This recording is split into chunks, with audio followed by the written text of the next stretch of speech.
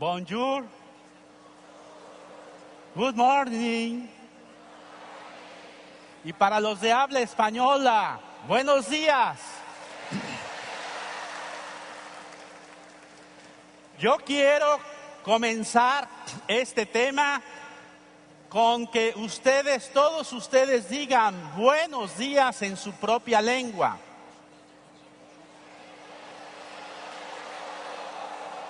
Pero ahora vamos a aumentar algo.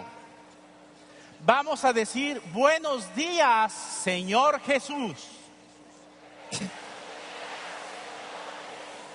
Saludamos a Jesús primeramente, no sé si ya lo habían saludado ustedes y le podemos decir todos juntos, buenos días, Señor Jesús. Y antes de comenzar este testimonio, yo quiero hacer algo junto con todos ustedes. Aquí en el altar tenemos la palabra de Dios. Que antes de comenzar a escuchar esta palabra y yo antes de proclamarla, nos pongamos de pie para hacer una veneración a la palabra de Dios. E inclinar nuestra cabeza 3 segundos para aceptar la palabra, acoger la palabra, que esta palabra se haga carne en nosotros, como se hizo en el vientre virginal de María. Veneramos la palabra. Amén. Y comenzamos este tema de esta mañana, que se pueden sentar y ciertamente todos los globos deben estar desinflados porque los vamos a usar después en otra forma. Gracias. Voy a comenzar esta experiencia en la que quiero compartir lo que Dios ha hecho en mi vida, no tanto lo que yo he hecho por Él, al contrario, lo que Él ha hecho en mí para dar gloria a su nombre. Y quiero tomar el pasaje de los discípulos de Emaús que San Lucas narra de una forma tan bella, tan pintoresca y tan emotiva, porque en mi vida yo también recorrí este camino de Emaús. De estos 2 discípulos que regresaban a su pueblo tristes, frustrados, decepcionados, arrastrando los pies, mirando al suelo, volviendo a la rutina de siempre, frustrados de Dios, decepcionados de Jesús, decepcionados de ellos mismos, donde no tenía sentido ni su pasado ni su futuro. Así también pasó en mi vida. Yo pasé una etapa en la que me creía discípulo de Jesús, pero vivía en una forma, llamémosle sin fuerza, sin entusiasmo. Mi vida cristiana era simple y sencillamente una tradición. Me acostumbré a las cosas de Dios y mi vida no tenía fuerza, no tenía entusiasmo. Lo puedo decir con un símbolo. Mi vida era así, light. Mi vida cristiana no tenía calorías.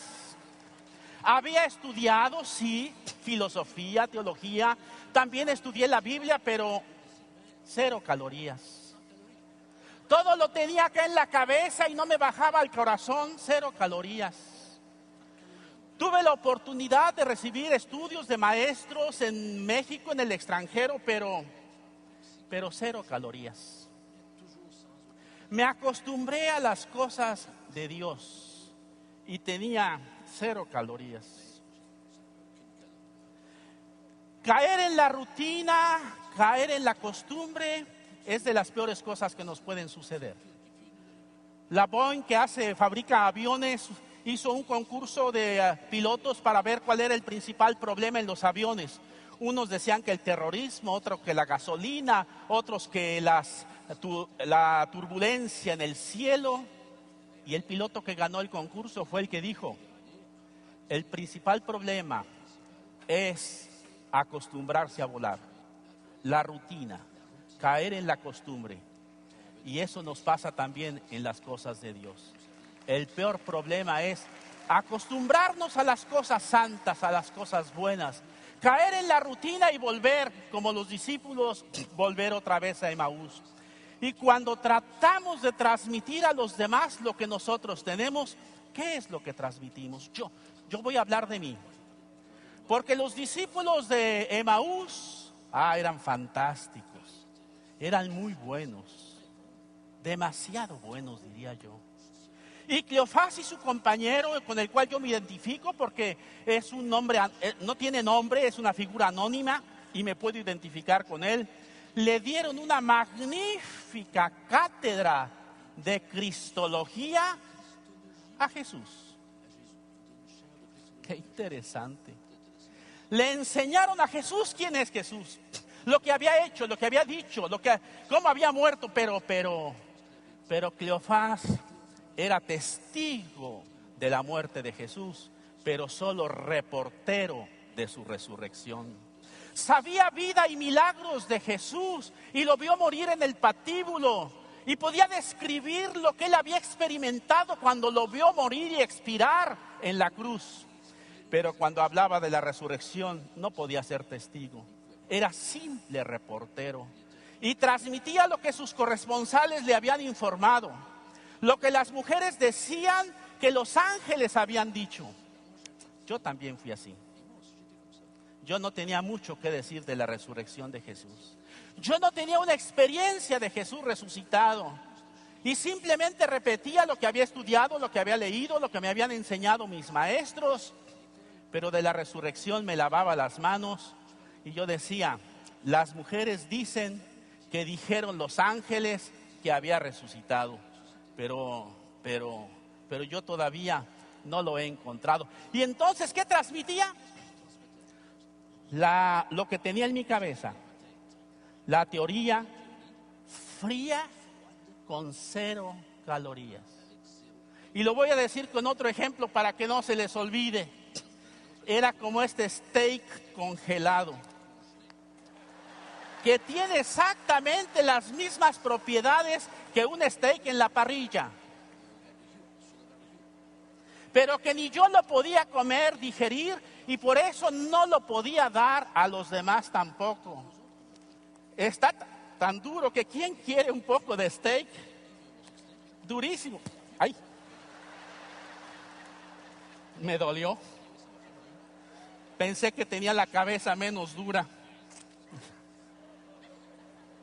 ¿Cuántas veces lo que hacemos nosotros es darles a los demás cosas tan sólidas, tan ricas, pero que no nos entienden?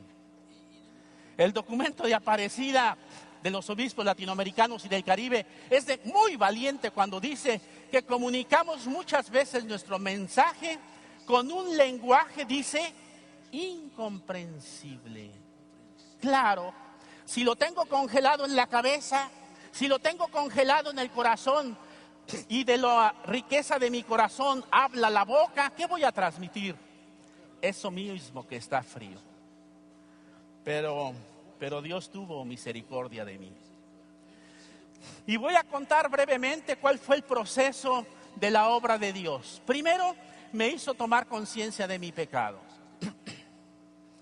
Mi pecado es el pecado de los buenos, de la gente buena. Por lo menos yo me creía bueno por no tener pecados escandalosos. Pero los pecados de la gente buena a veces son peores. Y el primer pecado de la gente buena es, como ya lo dije, acostumbrarse a las cosas de Dios. Acostumbrarse al tocar al verbo de vida. Acostumbrarme a tener la palabra de Dios en mis manos, acostumbrarme a la oración, acostumbrarme a los misterios de la fe y caer en una rutina e irme enfriando y hacer natural lo que tendría que ser extraordinario en mi vida. Eso fue lo primero. Segundo, como Cleofás, yo le quería enseñar las cosas a Jesús.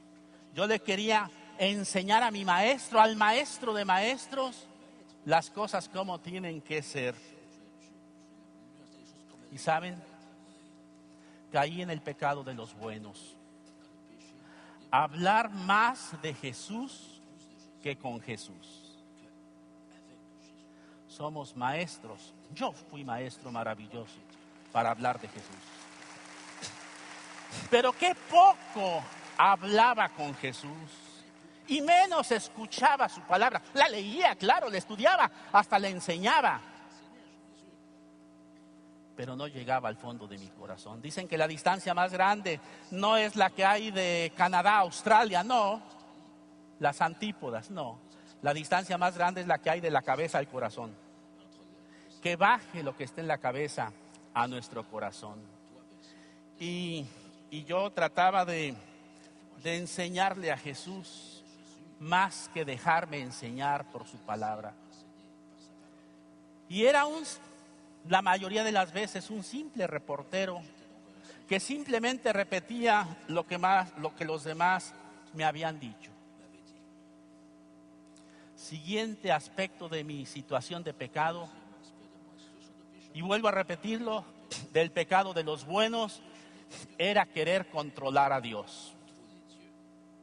Querer manejar y manipular a Dios. Que Dios haga lo que yo quiero. Que Él firme los planes que yo hago. Que Él me ayude en lo que yo creo que es bueno. Lo voy a decir con un ejemplo. El viento huracanado de Pentecostés, ese viento impetuoso, ese ruaj de Dios que invadió a los 120 que estaban en el aposento alto, y hubo un viento que los arrastraba. Controlarlo y transformarlo. Transformar el viento impetuoso en aire acondicionado.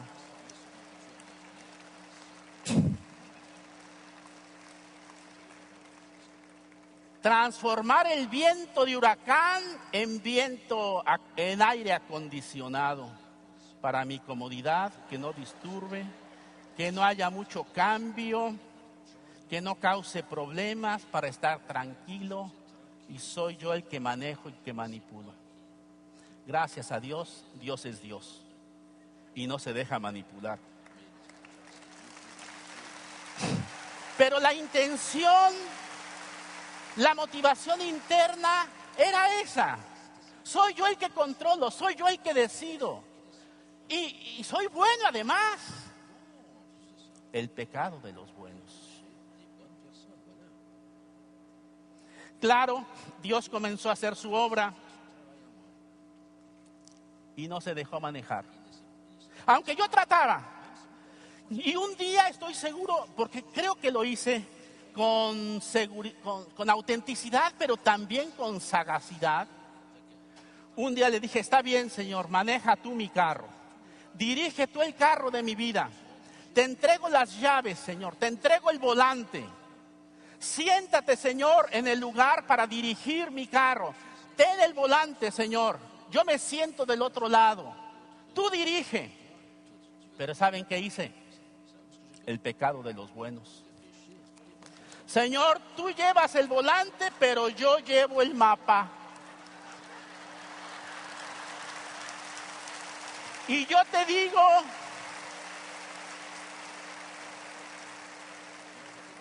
la gente buena me está entendiendo.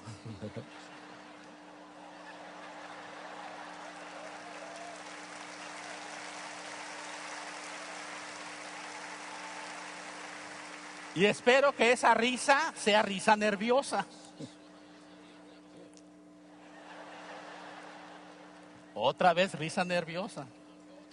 Porque cuántas veces, sí, Señor, tú llevas el control de mi vida. Sí, Señor, tú diriges. Sí, Señor, pero yo llevo el mapa. Yo te digo a la derecha, a la izquierda, detente, adelante, acelera. Soy yo el que llevo el mapa. Pero otra vez, bendito sea su nombre, Dios es Dios. Y no se deja manipular por nadie. Bendito sea su nombre. Y entonces tuvo misericordia de mí y comenzó el mismo proceso de los discípulos de Emaús. En primer lugar, hizo arder mi corazón con el fuego de la palabra. Allí fue el inicio. La Eucaristía, que tiene dos partes, la liturgia de la palabra y la liturgia eucarística, que Jesús celebró con los discípulos de Emaús durante el camino, enseñándoles las Escrituras, mostrándoles el plan de Dios, pero sobre todo haciendo arder el corazón con el fuego de la palabra. Eso fue lo que yo viví, para después transportarme a la casa y poder vivir la liturgia de la Eucaristía, con los ojos sanados, con el corazón abierto. Pero antes tuvo que encender el fuego de la parrilla, y ese steak frío, congelado en la parrilla, se convirtió en un steak argentino, que comenzó a tirar humo por todos lados, y la gente que pasaba olía, haciendo alusión a San Pablo, el suave olor de Cristo. Y comenzó a decir: allí hay fiesta, allí hay fiesta. Qué diferente era. Primero hizo arder su palabra en mi corazón, y con su palabra fue como un colirio para sanar mis ojos que estaban cerrados.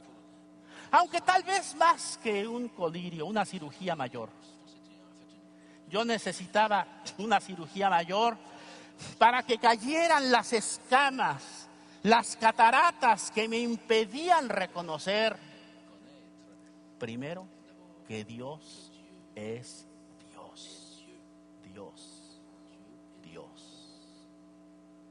Y eso es una revelación, Solo el Espíritu Santo puede revelarte, o por lo menos acercarte al misterio de que Dios es Dios. Y la Eucaristía, presencia de Dios en medio de nosotros, también es un misterio. Por eso la Eucaristía de antier, con este rito oriental, fue tan bella. ¿Por qué? Porque nos aproximó al misterio de la Eucaristía. Que a veces somos tan sabios que queremos explicar todo lo de la Eucaristía, y podríamos caer en el error de olvidar el misterio eucarístico, que te envuelve, te acoge y te transporta a la dimensión misma de Dios. Amén. Eso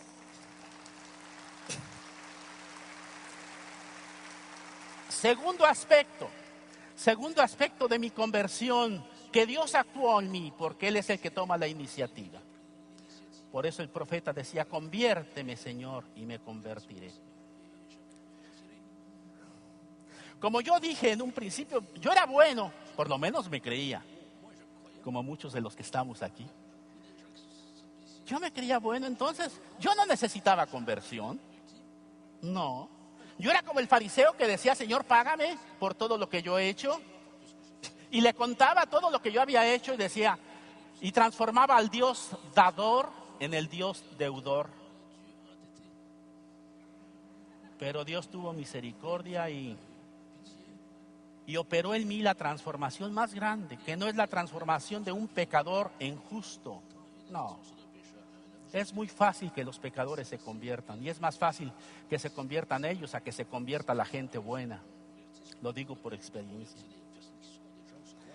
Mi conversión no fue de pecador a justo, fue mucho más radical. Fue de justo a hijo. Esa es la conversión más grande. De justo a hijo, y si hijo, heredero. Comenzar a vivir como hijo, que al impulso del Espíritu Santo puede decir: abba, papá, papi, papito. Y tener la experiencia de la paternidad amorosa e incondicional de Dios. Que no es mi juez, que no es mi jefe, es el Señor, sí, yo lo sé. Pero sobre todo es mi papá, es mi papi. Y eso solo es revelación del Espíritu, que en nuestros corazones grita: abba, papá, papi.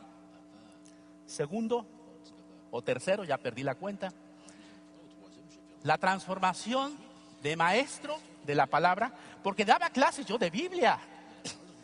Yo daba cursos de Biblia, incluso en lo que hoy es la Universidad Pontificia de México, yo di cursos de lenguas bíblicas y di cursos en otros institutos y en Roma fui a dar algunos cursos también. Era maestro, lo digo con vergüenza, era maestro de la palabra en vez de discípulo de la palabra, en vez de siervo de la palabra.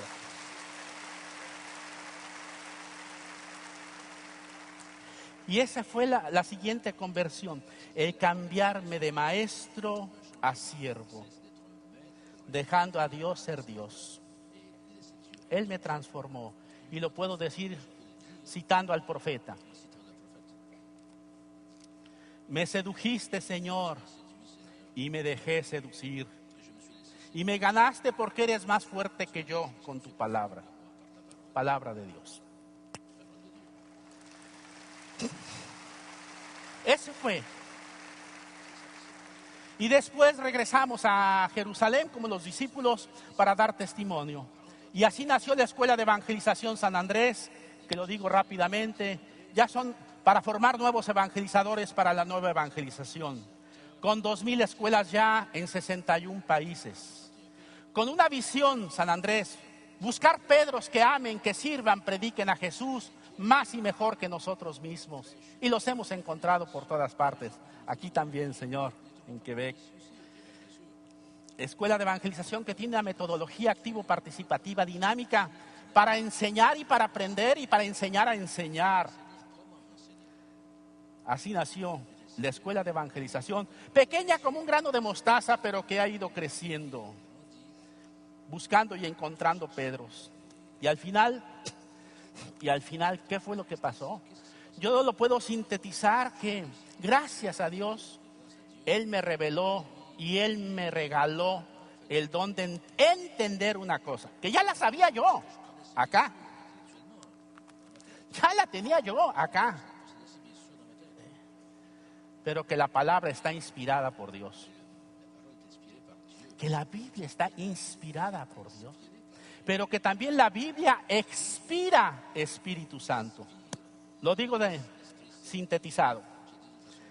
El Espíritu Santo inspira la palabra y la palabra expira Espíritu Santo.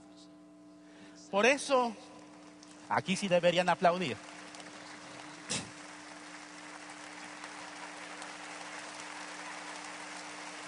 Voy a tomar el ejemplo con este globo, que podríamos decir,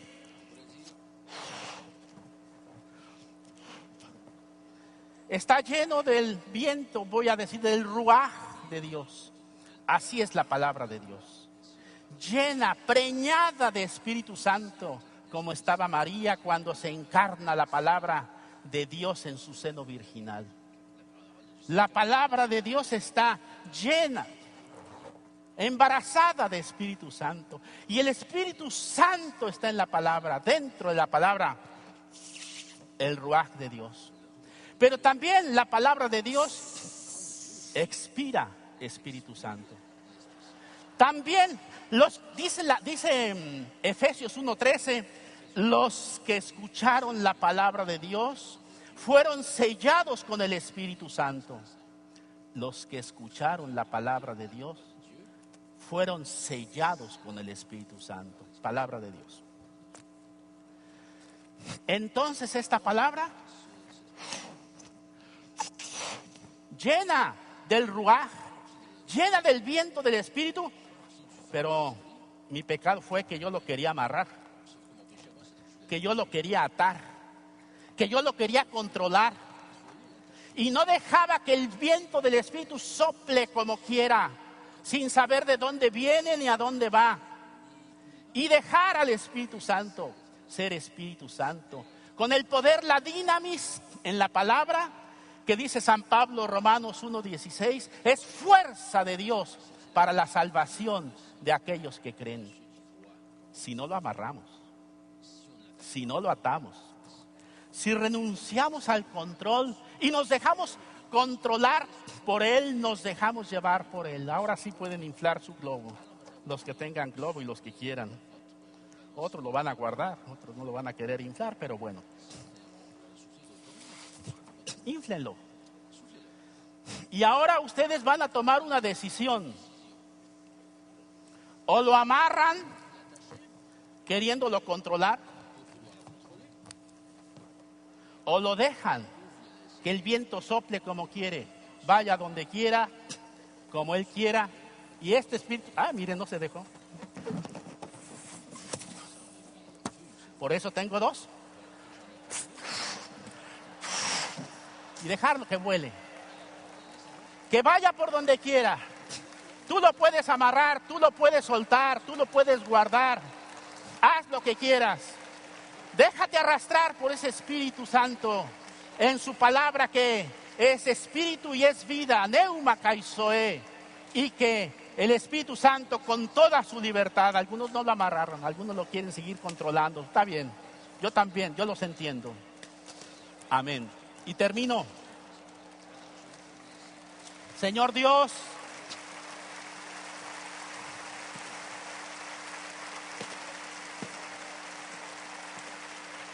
encomiendo esta asamblea a tu palabra, Señor. Como Pablo a los líderes de Éfeso los encomendó a tu palabra. Los encomienda, cuídalo, Señor. Cuida al Santo Padre, cuida a mis obispos. Cuida a la iglesia, protégela, Señor. A todos nosotros en este congreso estamos bajo la palabra de Dios. En el nombre del Padre, del Hijo, del Espíritu Santo. Amén.